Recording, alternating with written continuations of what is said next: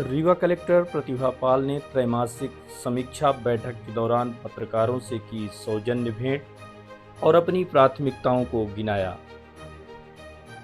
Collector Pratibha Pal ने अपने पदभार ग्रहण करने के 3 माह बाद मंगलवार को होटल सेलिब्रेशन में त्रैमासिक बैठक का आयोजन किया, जिसमें कलेक्टर प्रतिभा पाल ने जिले के विकास एवं समसामयिक विषयों तथा अन्य योजनाओं के संबंध में पत्रकारों से रूबरू हुई। इस दौरान कलेक्टर प्रतिभा पाल ने विभिन्न जिलों में अपनी तैनाती और कार्यों को गिनाया, वहीं पत्रकारों से भी विचार विमर्श किया। इस दौरान जनसंपर्क विभाग के अधिकारी और जिले के वरिष्ठ पत्रकार मौजूद रहे। बैठक के दौरान कलेक्टर प्रतिभा पाल ने क्या कहा, आइए हम आपको उन्हीं से सुनवाते हैं। बेसिकली हम यूपी से हैं और जो हमारा कैडर है वो मध्य प्रदेश है। यहाँ रीवा आने से पहले मैं प्रोबेशनर जबलपुर, उसके बाद एसडीएम नरसिंहगढ़ में राजगढ़ डिस्ट्रिक्ट में है, नरसिंहपुर में जिला पंचायत, सतना में रही हूँ या विंध्य एरिया में, और फिर उज्जैन और इंदौर म्यूनिसिपल कमिश्नर, और उसके बाद श्योपुर कलेक्टर रही हूँ। और ये एज कलेक्टर मेरा दूसरा जिला है। और विंध्य में भी ये विंध्य क्षेत्र की अगर हम बात करें तो भी लगभग विंध्य क्षेत्र में मेरा दूसरा जिला है।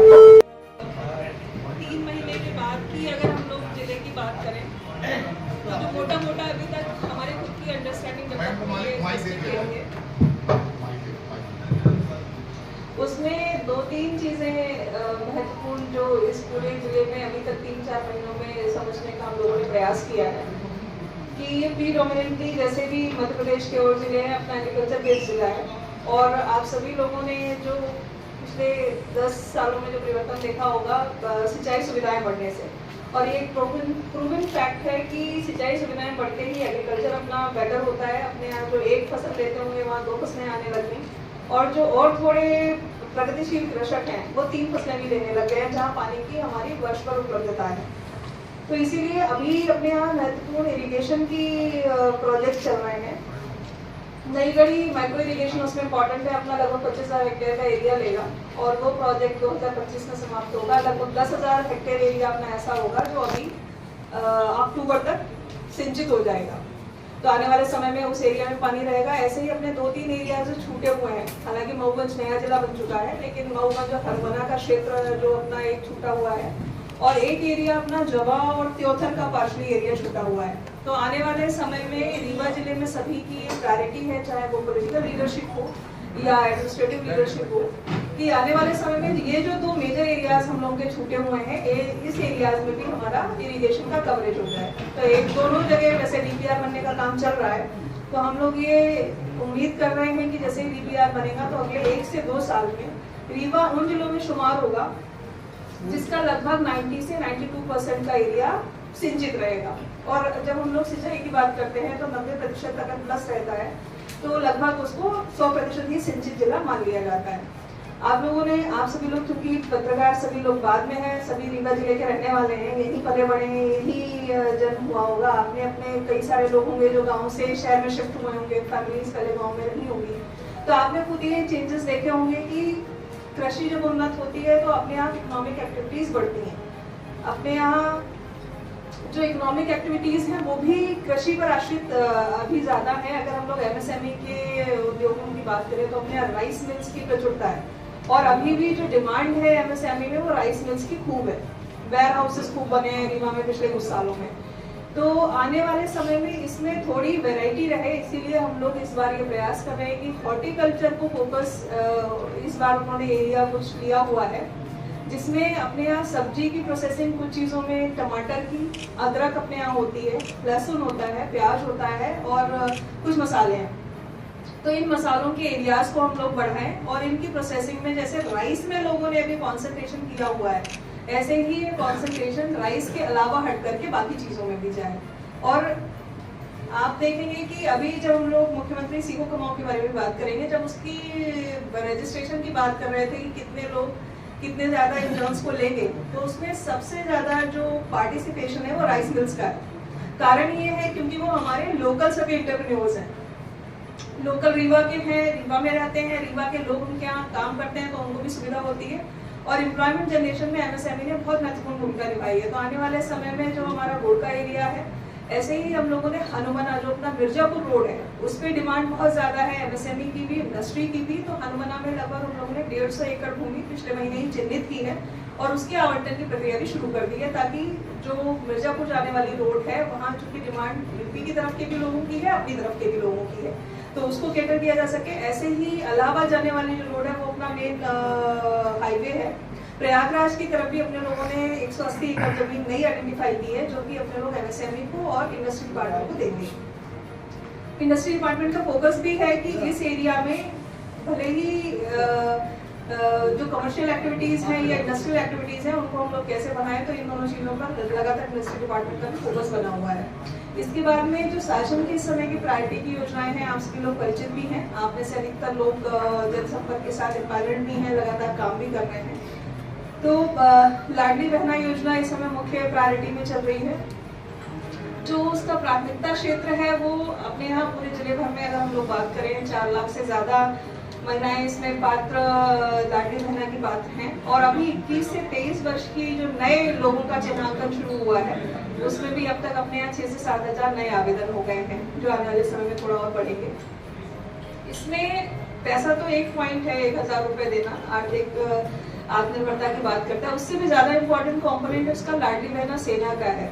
जो उसका कॉन्सेप्ट है उसको इस तरीके से प्लान किया गया है कि वो आने वाले समय में अपने लोकल स्तर पे, क्योंकि ये गांव पर बनाई गई है लाडली बहना सेना और सभी वार्डों में बनाई गई है, तो उनका ओरिएंटेशन आगे भविष्य में इस प्रकार का रहे कि वो महिला सशक्तिकरण पे काम कर सकें। और महिला सशक्तिकरण की हम लोग बात करते हैं, बहुत बड़ा एक वो स्ट्रेच खुल जाता है। तो रीवा जिले में हम लोग 2 चीज़ों पे फोकस कर रहे हैं कि लाडली बहना सेना 2 चीज़ों में काम कर रहे हैं। अगर किसी भी गांव में पढ़ने वाली बच्ची को पढ़ाई को लेकर के कोई दिक्कत हो, कई बार ये होता है कि 10वीं 12वीं के स्कूल आसपास है तो घर वाले जाने देते हैं, लेकिन जब ग्रेजुएशन की बात आती है तो ये सोच करके कि ब्लॉक स्तर जाना होगा या कहीं और जाना होगा तो ना बोलते हैं। तो इसमें ग्रुप करना, बच्चे ग्रुप कर लें आपस में, तो इस तरीके की चीज़ों को लाडली बहना सेना बात करे, आपस में चर्चा करे, लोगों को कन्विंस करे। और अपने सभी के वाद विवाद, विषय, मत मतांतर सब जगह हो सकते हैं, लेकिन घरेलू हिंसा नहीं होनी चाहिए। तो ये 2 विषय ऐसे हैं जो लाडली बहना सेना के लिए हम लोगों ने रीवा में टेकअप किए हैं, जो आगे चलकर उनके लगातार ओरिएंटेशन होंगे। और जो इसमें महिलाओं का कवरेज है, महिलाओं की जो उपस्थिति है वो लगातार बढ़ रही है। और इसी प्रकार से जो दूसरा इम्पोर्टेंट अभी मुख्यमंत्री सीखो कमाओ का एक नया योजना शुरू हुआ है जो लगभग अपनी परिणति पर है। और इसमें रीवा जिले से हर एक, बेसिकली ये 2 लोगों को लेकर के इस योजना को प्लान किया गया था कि अपने यहाँ जितनी भी इंडस्ट्रीज हैं या जितने भी कॉमर्शियल एक्टिविटीज हो रही हैं, कॉमर्शियल एक्टिविटी किसी भी प्रकार की हो सकती हैं, इसमें हम लोगों ने किया था कि ऐसी एजेंसीज को आइडेंटिफाई किया, ऐसे एस्टेब्लिशमेंट को आइडेंटिफाई किया जिनके टर्नओवर 5 करोड़ से ज़्यादा थे और 10 करोड़ से ज़्यादा थे। और उसमें फिर वो कितनी वैकेंसीज अपने यहाँ दे सकते हैं जिसमें अपने यहाँ के बच्चों को इंटर्नशिप के लिए लाया जा सके। और इंटर्नशिप भी ऐसी जिसमें कि जो प्रतिष्ठान है उनको खाली 25% पैसा देना है। मान लीजिए 8,000 रुपये मैक्सिमम अगर दे सकते हैं तो उसमें से 25% 2,000 रुपये संबंधित प्रतिष्ठान देगा और बाकी पैसा 75% गवर्नमेंट पे करेगी। अब फायदा इसमें दोनों लोगों के लिए विन-विन सिचुएशन है कि प्रतिष्ठानों को भी कम कीमत पे इंटर्न मिल रहे हैं और इंटर्न सिर्फ सीखते नहीं है, कुछ ना कुछ कंट्रीब्यूशन आपके काम में करते ही हैं। दूसरा, बच्चों के लिए बहुत अच्छा है कि उनको इंटर्नशिप तो मिल ही रही है।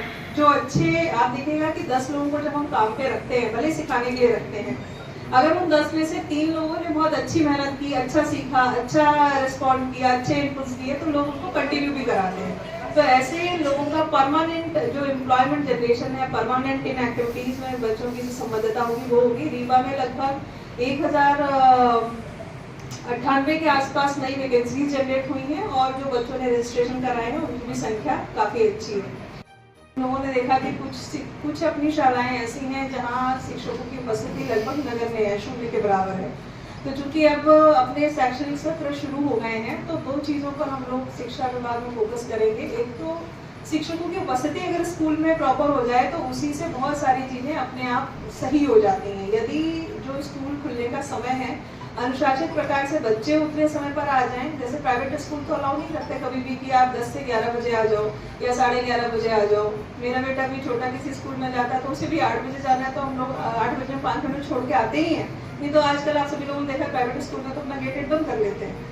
लेकिन यही स्थिति, इतना अनुशासन अपने भी सभी शासकीय स्कूलों में आ जाए कि चाहे हमारे शिक्षकों के आने का समय हो या बच्चों के आने का समय हो, जाने का समय, ये निश्चित हो जाए तो बाकी क्लासेस, पढ़ाई, क्वालिटी ये अपने आप कालांतर में इम्प्रूव हो जाती है। कॉम्पोनेंट है, जब हम लोग इलेक्शन की ट्रेनिंग के लिए गए थे तो ये बताया गया कि अपने यहाँ अगर हम लोग जनगणना के अनुसार अपना लिंगानुपात देखें जिले का तो अच्छा ठीक है, 933 के आसपास है।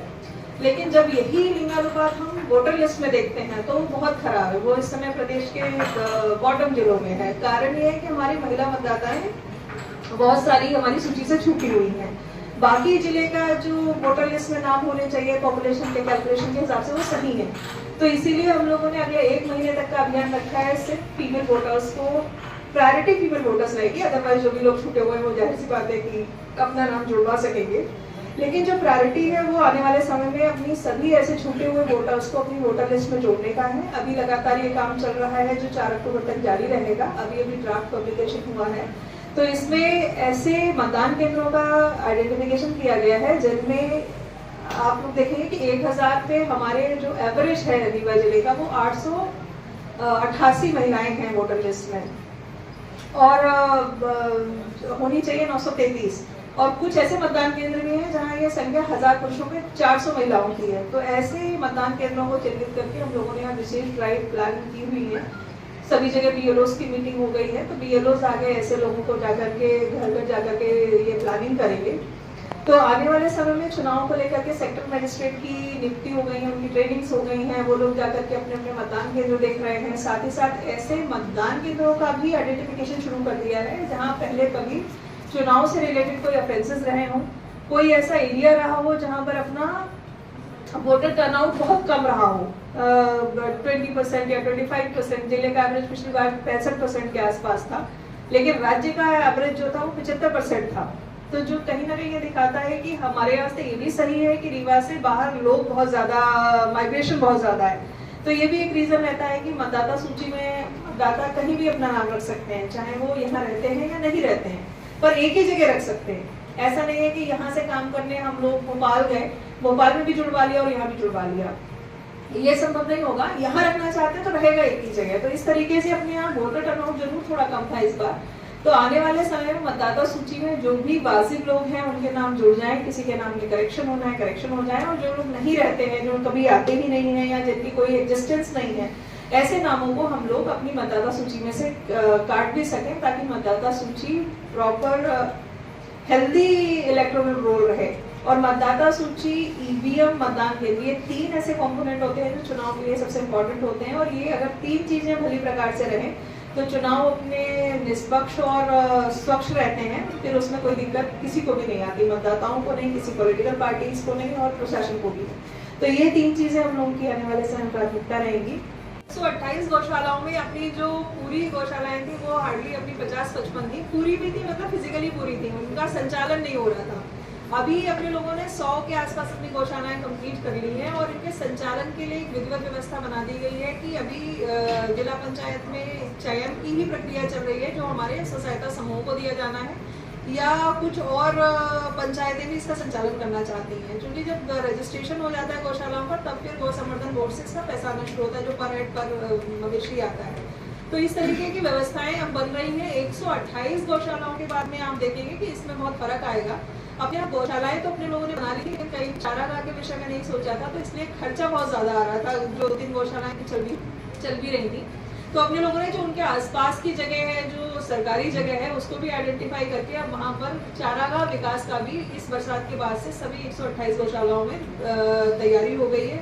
बसावन मामा की एक बड़ी गौशाला जिसकी कैपेसिटी लगभग अपनी 5 से 7 हज़ार होगी, वो भी अब बन के तैयार हो गई है। उसके भी अपने सभी शेड्स बन के तैयार हो गए हैं और उसमें भी मवेशी अब अंदर रखने हम लोगों ने शुरू कर दिए हैं। उसका संचालन भी एक एफपीओ कर रहा है, एक फार्मर्स प्रोड्यूसर्स ऑर्गेनाइजेशन है जो न सिर्फ उसका संचालन संधारण करेगी, बल्कि जो गोबर से निकलने वाली अन्य जो बाई प्रोडक्ट है उनका भी कुछ ना कुछ वो लोग बना रहे हैं। गोबर से कुछ ग्रेनुअल्स बना रहे हैं जो आगे चल करके जैविक खाद के रूप में उसका उपयोग करेंगे।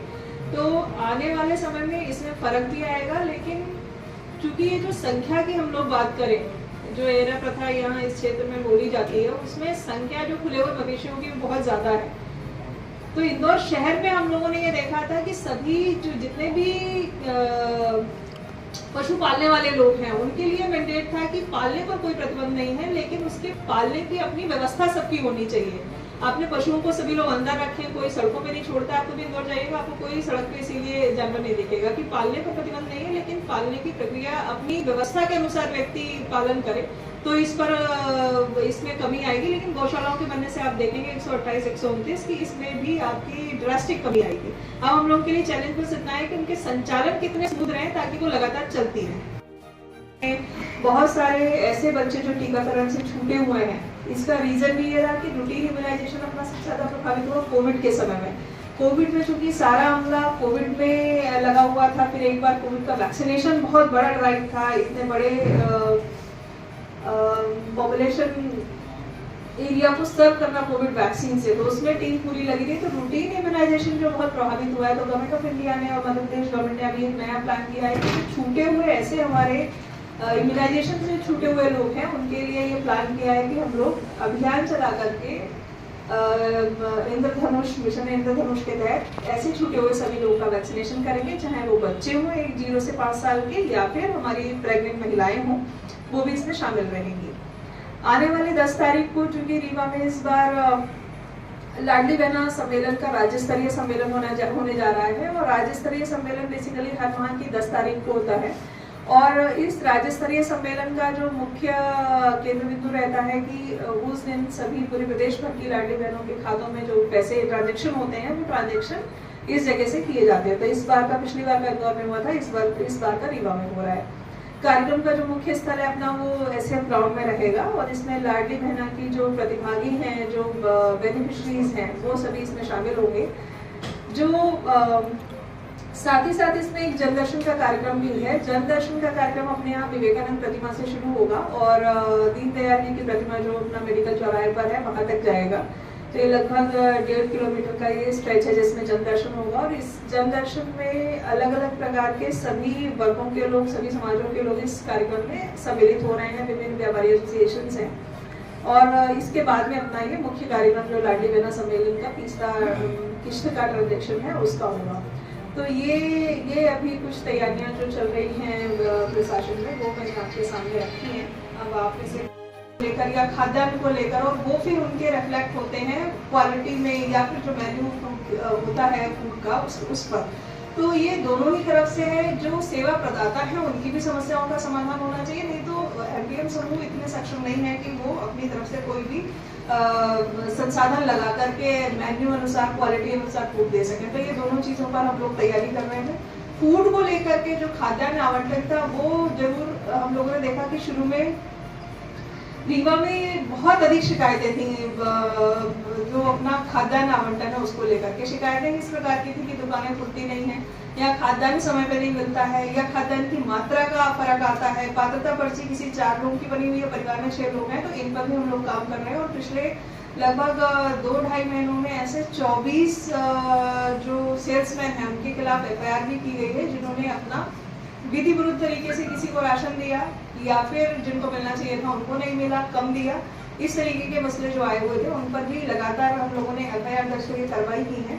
और आगे चूंकि ये सफिशिएंट सबको ओरिएंटेशन हो गया है कि लगातार इस पे टीम काम कर रही है, तो आगे इसमें हम लोग रासुका भी अगर कोई ऐसा केस निकलता है जो हैबिचुअल ऑफेंडर है, जो कालाबाजारी कर रहे हैं, जो ये ऐसी चीज है जिस पर 0 टॉलरेंस हम लोग रख रहे हैं कि गरीबों के खाद्यान्न पे अगर कोई भी कालाबाजारी कर रहा है तो उस पर हम लोग आगे रासुका की भी कार्रवाई करेंगे अगर ऐसा कोई भी हैबिचुअल ऑफेंडर सामने आएगा, पता चलेगा तो मोटा मोटा इस तरीके से अभी जो प्लानिंग है वो चल रही है। जिले में इंफ्रास्ट्रक्चर के प्रोजेक्ट इस समय बहुत ज़्यादा चल रहे हैं, चाहे वो पीडब्ल्यूडी के हों, पीआईयू के बहुत सारे प्रोजेक्ट हैं, हाउसिंग बोर्ड बहुत सारे प्रोजेक्ट कर रहा है, पीडब्ल्यूडी के 300 करोड़ से अधिक के प्रोजेक्ट हैं, डब्ल्यूआरडी के मेजर प्रोजेक्ट्स हैं।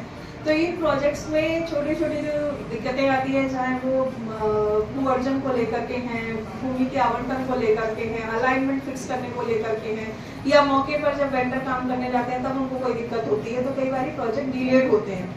तो अपने जितने भी इंफ्रास्ट्रक्चरल प्रोजेक्ट हैं, रोड, ब्रिज, रेलवे, बाकी सभी के ये हम लोगों ने अपने प्रायोरिटी में रखे हुए हैं कि ये समय सीमा में खत्म हो, और इसमें अगर काम करने में कोई दिक्कत आ रही है तो इसको लेकर के चाहे राजस्व की टीम हो या संबंधित विभाग की टीम हो, वो लगातार काम करे और जो भी समस्या आ रही है उनका निराकरण हम लोग समय पर करें। तो ये कुछ मोटी मोटी प्लानिंग हम लोग की तरफ से है। अब आप लोगों की तरफ से हम लोग सीखा, तो जब भी हम प्रश्न उठाते हैं, प्रश्न के साथ में बेस्ट सोल्यूशन भी आपके पास में होता है, क्योंकि 3 महीने में कोई रीवा को जितना समझेगा 4 महीने में समझेगा या 2 साल में समझेगा, तो जाहिर सी बात है जो आदमी पिछले 10 साल से यही समझने का प्रयास कर रहा होगा वो बेहतर समझ रहा होगा।